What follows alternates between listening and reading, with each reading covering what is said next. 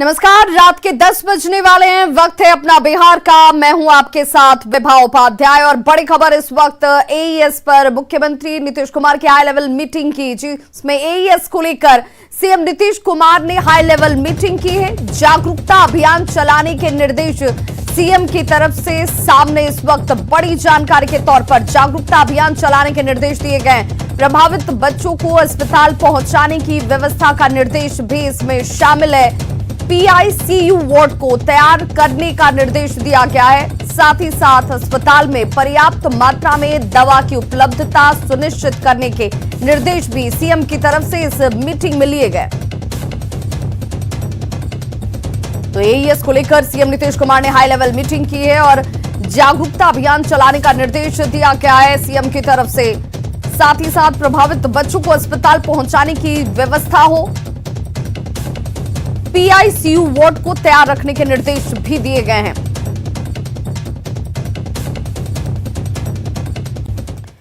तो मुजफ्फरपुर में बढ़ती गर्मी के साथ एक बार फिर से एईएस पैर पसारने लगा है। मुजफ्फरपुर में अब तक कुल 4 मरीज मिले हैं। जिन जिले में सबसे ज्यादा इस वक्त एईएस के मरीज सामने आ रहे हैं और अस्पताल एसकेएमसीएच के चाइल्ड वार्ड में अब तक कुल 7 मरीज भर्ती हुए हैं, जिसमें मुजफ्फरपुर में 4 और सीतामढ़ी, अररिया और मोतिहारी के एक मरीज की पहचान की गई है। एईएस से अब तक जनवरी महीने में एक बच्चे की मौत हो गई, वहीं 5 मरीज डिस्चार्ज होकर घर जा चुके हैं।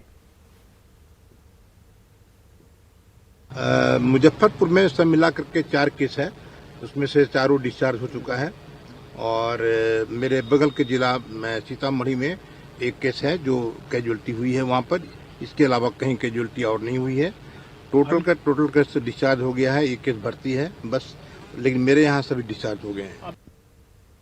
मुजफ्फरपुर में बढ़ती गर्मी के साथ ही एईएस का खतरा जो है वह बढ़ गया है और अब जो मामले सामने आए हैं, दरअसल अब तक कुल 7 मरीज जो हैं उसकी पहचान हो चुकी है। हालांकि 4 मरीज की पहचान जनवरी में ही हुई थी, उसमें एक मरीज की मृत्यु भी हो गई थी, लेकिन अब 3 और नए मरीज आए, जिसमें से 2 मरीज को डिस्चार्ज भी कर दिया गया है और एक मरीज का इलाज इसी हॉस्पिटल में चल रहा है। यही वो हॉस्पिटल है शिशु गहन चिकित्सा इकाई सह अनुसंधान केंद्र। यहाँ पर एईएस के मरीजों का इलाज होता है।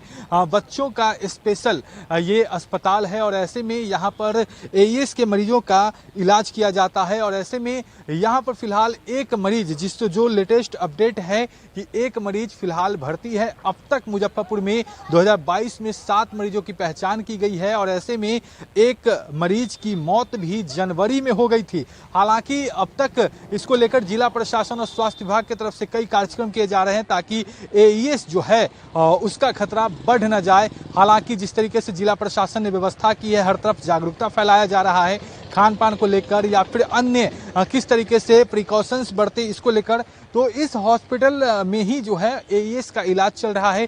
जिला प्रशासन की बात करें तो जिला प्रशासन ने तमाम व्यवस्थाएं की हैं, जागरूकता अभियान चलाया जा रहा है और जिस तरीके से स्कूलों में प्रार्थना में शपथ पत्र पढ़ने की बात कही गई है, तमाम व्यवस्थाएं लगातार की जा रही है। मुजफ्फरपुर के एसकेएमसीएच में पीकू वार्ड बनाया गया है और यह जो है स्पेशल एईएस के लिए वो पीकू है, जिसमें बच्चों का इलाज चल रहा है। यहाँ पर अब तक सिर्फ एक मरीज फिलहाल जो है वह एईएस के भर्ती हैं। तो ये अब तक का लेटेस्ट अपडेट है, जिसमें यह बात सामने आई है कि मुजफ्फरपुर में अब एईएस एक बार फिर से पैर पसारने लगा है। मुजफ्फरपुर से न्यूज 18 के लिए प्रियांक सौरभ। वहीं शिवहर में भी एईएस से बचाव के लिए प्रशासन अलर्ट मोड पर है। डीएम ने बताया कि स्वास्थ्य विभाग को पूरी तैयारी रखने के निर्देश दिए गए हैं। सदर अस्पताल में बनाए गए एईएस वार्ड में तमाम तरह की सुविधाएं उपलब्ध कराई गई हैं ताकि यहां आने वाले मरीजों का इलाज हो सके। साथ ही एक एम्बुलेंस का इंतजाम किया गया है ताकि बीमार बच्चों को दूसरे अस्पताल भी भेजा जा सके। एईएस वार्ड में डॉक्टर और दूसरे स्वास्थ्यकर्मी तैनात किए गए हैं। एईएस वार्ड की निगरानी सीसीटीवी कैमरे से की जा रही है, जो सीधे डीएम के नियंत्रण में होगा। तैयारी हॉस्पिटल में सभी हम लोग पीएचसी में एक कमरा में 2-2 बेड वो एईएस वार्ड का निर्धारित है, उसको अभी कार्यरत है, ऑपरेशनल है। सदर हॉस्पिटल में 5 बेड है, वो सब उसमें सब फैसिलिटी उपलब्ध है, बेड है, वेंटिलेटर है, ऑक्सीजन सप्लाई के साथ सब है। तो मेरा अनुरोध है कि किसी प्राइवेट या अगर कोई इस तरह का लक्षण आ जाता है फिक्स की तरह, तो बीमारी रात में स्पेशली बेहोश होता है, तो संबंधित यहाँ पे एम्बुलेंस डॉक्टर को बुला लीजिए, आशा को बताइए, तो वहाँ से मुफ्त में एम्बुलेंस मिल जाएगा। बेतिया के बैरिया थानाध्यक्ष का एक विवादित ऑडियो वायरल हो रहा है, जिसमें थानाध्यक्ष बरामद लड़की को रिमांड रूम में भेजने की जगह परिजनों को उसे अपने घर ले जाने की नसीहत दे रहे हैं। साथ ही रिमांड रूम को लेकर चौंकाने वाले खुलासे भी किए गए। देखिए हमारी यह खास रिपोर्ट।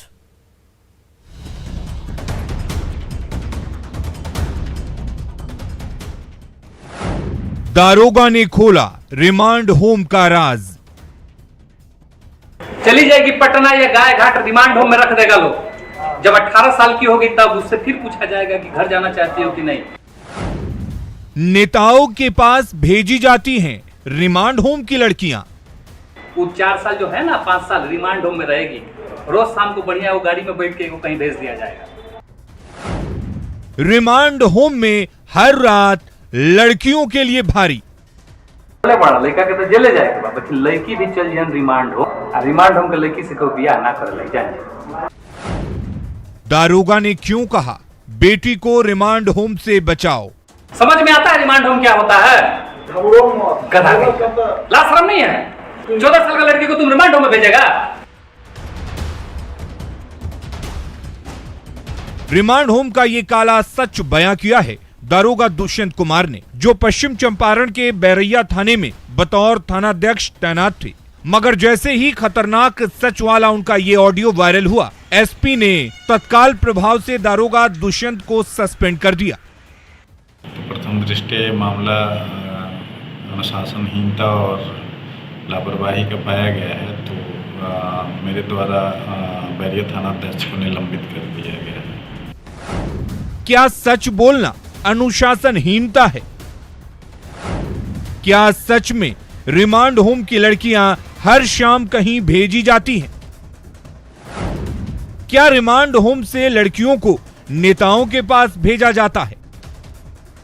और सबसे बड़ा सवाल तो यह कि दारोगा दुष्यंत कुमार ये बातें किसे बता रहे थे?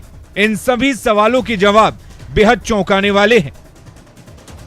असल में बीते 25 मार्च को बैरैया इलाके के एक गांव की नाबालिग लड़की अपने बालिग प्रेमी के साथ घर छोड़कर भाग गई। लड़की के परिजनों ने थाने में अपहरण की शिकायत की, लेकिन दारोगा ने यह कहते हुए केस दर्ज नहीं किया कि आरोपी चौकीदार का बेटा है, ऐसे में मैं उसके खिलाफ कुछ नहीं कर सकता। चली जाएगी पटना या गाय घाट, रिमांड होम में रख देगा लोग। जब 18 साल की होगी तब उससे फिर पूछा जाएगा कि घर जाना चाहती हो कि नहीं। वो 4 साल जो है ना, 5 साल रिमांड होम में रहेगी। रोज शाम को बढ़िया वो गाड़ी में बैठ के वो कहीं भेज दिया जाएगा। इसके बाद एसपी के निर्देश पर मामला दर्ज हुआ और पुलिस ने लड़का लड़की दोनों को बरामद कर लिया। कोर्ट में लड़की का बयान भी दर्ज हुआ, मगर बरामदगी के बाद लड़की के परिवार ने उसे घर ले जाने से इनकार कर दिया और कहा कि कोर्ट के आदेशानुसार इसे रिमांड होम भेज दीजिए, जिस पर दारोगा जी भड़क गए और परिवार को पटकारते हुए रिमांड होम का सच बताने लगे। बड़ा लड़का के तो जेले जाएगा, बाकी लड़की भी चल जाए रिमांड होम के लड़की से कोई ब्याह ना कर ले जाए। समझते नहीं आप लोग, खेला है सब चीज। कानून दूधारी तलवार होता है, सही चल गया तो सही कट गया, नहीं तो उल्टो आदमी कट जाता। ये ऑडियो उस लड़की के परिवार वालों ने ही रिकॉर्ड किया था, जो कोर्ट के आदेश पर लड़की को रिमांड होम भेजने पर अड़े हैं और दारोगा दुष्यंत और लड़के के चौकीदार पिता पर धमकी और साजिश का आरोप लगा रहे हैं। मान लिया जाए ये लोग जबरदस्ती रखवा रहा है इसलिए कि ताकि लड़की इसके घर में आए और मैं मनमाना अपना जो भी सिखाया पढ़ाया है मैं उसे करवा सकूं और इन लोग को फंसा सकूं। कोर्ट अपना जो फैसला दी है रिमांड होम का, वो रिमांड होम में रखे और अपना सुरक्षा से रखे। बहरहाल आरोपी को बचाने और पीड़ित परिवार को धमकाने के आरोपों पर दारोगा को सस्पेंड कर दिया गया है, लेकिन सवाल है कि क्या रिमांड होम में सुधरने की जगह लड़कियों की जिंदगी तबाह हो जाती है? प्रफुल्ल कुमार, न्यूज़ 18, बेतिया। मोतिहारी से एक सनसनीखेज खबर सामने आई है, जहां एक नाबालिग के साथ गैंगरेप का वीडियो सोशल मीडिया पर तेजी से वायरल हो रहा है, जिसके बाद परिजनों ने थाने पहुंचकर एफआईआर दर्ज कराई और आरोपियों की गिरफ्तारी की मांग की है। मोतिहारी में नाबालिग से महापाप। बाजार से अगवा कर किया गैंगरेप। 1.5 महीने बाद वायरल किया वीडियो।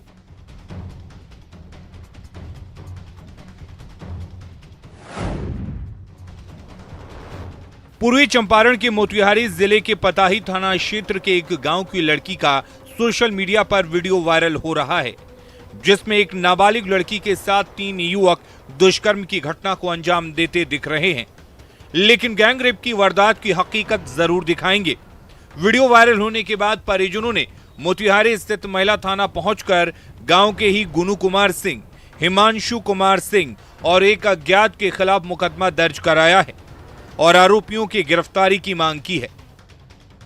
पताही थाने में एक ऐसी वारदात सामने आई है जिसमें की घटना 2 महीने पुरानी बताई गई है और उसमें जो है FIR दर्ज कराई गई है और तीनों लड़कों की शिनाख्त करके छापामारी की जा रही है।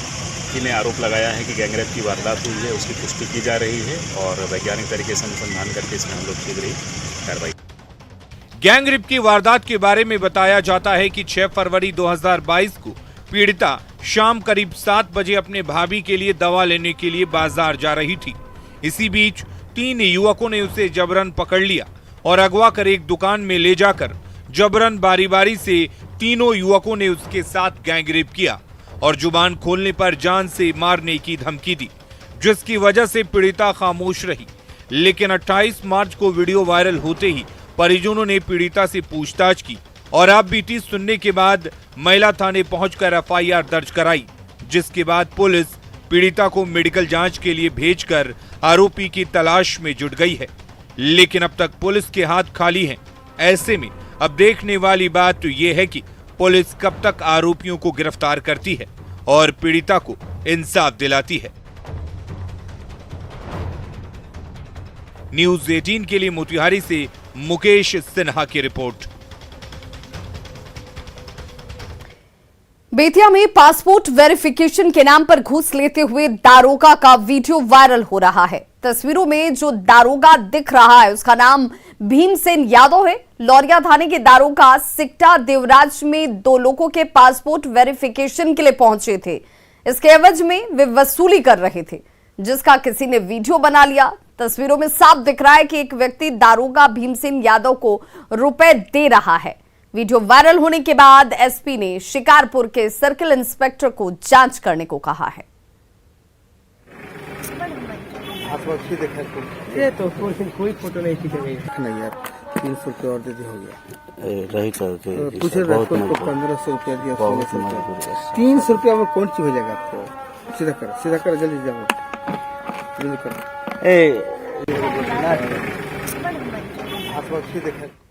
6 अप्रैल को भाजपा का स्थापना दिवस है और इस मौके को लेकर बिहार भाजपा द्वारा कई तरह के कार्यक्रम आयोजित किए गए हैं। लेकिन स्थापना दिवस समारोह के एक दिन पहले प्रदेश भाजपा कार्यालय को भव्य तरीके से सजाया गया है। देर शाम रंग बिरंगी रोशनी से भाजपा का प्रदेश कार्यालय चमक दमक रहा है। 6 अप्रैल को भाजपा का स्थापना दिवस है और इस स्थापना दिवस को लेकर बिहार भाजपा ने कई तरह के कार्यक्रम आयोजित किए हैं। कल सुबह में प्रभात फेरी निकाली जाएगी, जिसमें भाजपा प्रदेश अध्यक्ष डॉक्टर संजय जायसवाल भी शरीक होंगे। और इस वक्त हम भाजपा कार्यालय में हैं, जहां बेहद खूबसूरत तस्वीर नजर आ रही है। लाइटिंग का जो अरेंजमेंट किया गया है यह बरबसी लोगों को अपनी ओर खींच रहा है। किस कदर यहाँ पर चारों तरफ लाइटिंग की गई है, पैरों में भी लाइटिंग की गई है और यह जो लाइटिंग है उसने भाजपा कार्यालय की सुंदरता जो है वो और अधिक बढ़ा दी है। और जो भाजपा के कार्यकर्ता हैं वह बेहद रोमांचित हैं। कल स्थापना दिवस समारोह को लेकर यह तस्वीर है भाजपा प्रदेश कार्यालय की। जो प्रतीक चिन्ह है, चुनाव चिन्ह है कमल, इसको कमल को रंगोली के तरीके से कितना भव्य और आकर्षक रूप दिया गया है। जो महिला कार्यकर्ता है वो लगी हुई हैं इसमें। और देखिए किस तरीके से कितनी मेहनत लगी है इसको बनाने में। कितनी देर में आप लोगों ने बना लिया कमल? ये तो कमल बनाने में 2 से सारा कार्यालय सजाने में 2 से 3 घंटा लगा है और हमारा भाजपा का स्थापना दिवस है कल। इसके लिए हम सब पूरे कार्यालय को बहुत अच्छी तरह से सजाए हैं। कमल का फूल जगह जगह आप देख सकते हैं, रंगोली अंदर भी देखिए रंगोली बना हुआ है। तो उल्लास के साथ इसका एंजॉय करना चाहते हैं और आज भी देखिए हम लोग आज से तैयारी उसकी शुरू कर चुके हैं। क्या नाम है? मेरा नाम सत्या रानी हुआ। सत्या रानी जी हाँ। और बिल्कुल जैसा कि कहा जो महिला वर्कर्स हैं कि थोड़ी अंदर की तस्वीर आप देखिए और बिल्कुल वाकई में भाजपा कार्यालय की जो सुंदरता है, जो शोभा है वह बढ़ गई है और अंदर भी रंगोली की तस्वीर आपको दिख पा रही होगी। कल के लिए तैयारियां जो हैं वह शुरू हो गई हैं और एक दिन पहले से ही भाजपा कार्यालय जो है वह बेहद खूबसूरत नजर आ रहा है।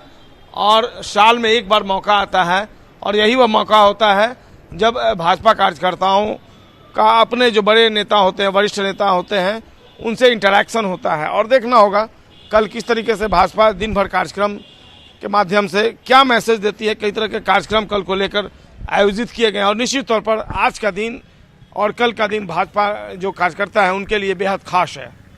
कैमरा पर्सन दीपक के साथ संजय कुमार, न्यूज़ 18 पटना। मुंगेर मुख्यालय से करीब 30 किलोमीटर दूर खड़गपुर बरियारपुर मुख्य मार्ग श्यामपुर थाना के लोहची गांव में उनका पार्थिव शरीर पहुंचा हुआ है। शहीद के अंतिम दर्शन को लेकर भारी संख्या में लोग उमड़े। लोगों ने भारत माता की जय के नारे लगाए। कल शहीद के पार्थिव शरीर का अंतिम संस्कार किया जाएगा। विशाल कुमार श्रीनगर के मेसुमा इलाके में ड्यूटी पर तैनात थे और इसी दौरान सीआरपीएफ जवानों को निशाना बनाते हुए आतंकियों ने फायरिंग शुरू कर दी थी, जिसमें विशाल कुमार शहीद हो गए। कल मुंगेर के हवेली खड़गपुर में उनके पार्थिव शरीर का अंतिम संस्कार होगा।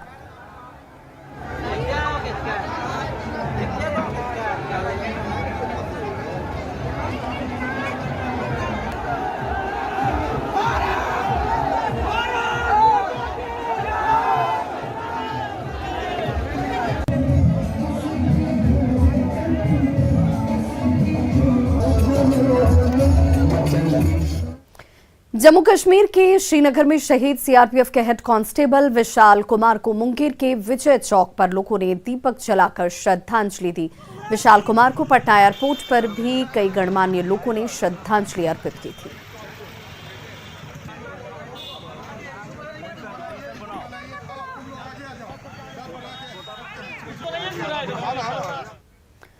आरजेडी नेता का विवादित बयान, इस वक्त बड़ी खबर सामने आती हुई शेखपुरा के आरजेडी जिला अध्यक्ष संजय सिंह का विवादित बयान आया। आरजेडी उम्मीदवार हारा तो हाथ काटकर गंगा में फेंकूंगा, ये कहा गया। एमएलसी चुनाव में आरजेडी उम्मीदवार की जीत का दावा करते हुए ये बयान, इस वक्त विवादित बयान सामने है। अजय सिंह एमएलसी चुनाव में आरजेडी उम्मीदवार हैं और अजय सिंह एमएलसी चुनाव में जीत दर्ज करेंगे, ये दावा किया जा रहा है।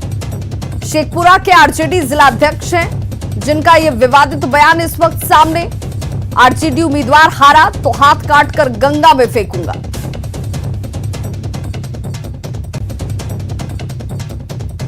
अजय सिंह जीत चुके हैं, सिर्फ रिजल्ट लेना बाकी है, सिर्फ सर्टिफिकेट लेना बाकी है। अगर अजय सिंह नहीं जीतेंगे तो अपना दाहिना हाथ काट करके गंगा में फेंक देंगे। अजय सिंह जीत चुके हैं, सिर्फ रिजल्ट लेना बाकी है, सिर्फ सर्टिफिकेट लेना बाकी है। अगर अजय सिंह नहीं जीतेंगे तो अपना दाहिना हाथ काट करके गंगा में फेंक देंगे। तो खबरों का सिलसिला लगातार जारी है। आप देखते रहिए न्यूज़ 18 बिहार झारखंड।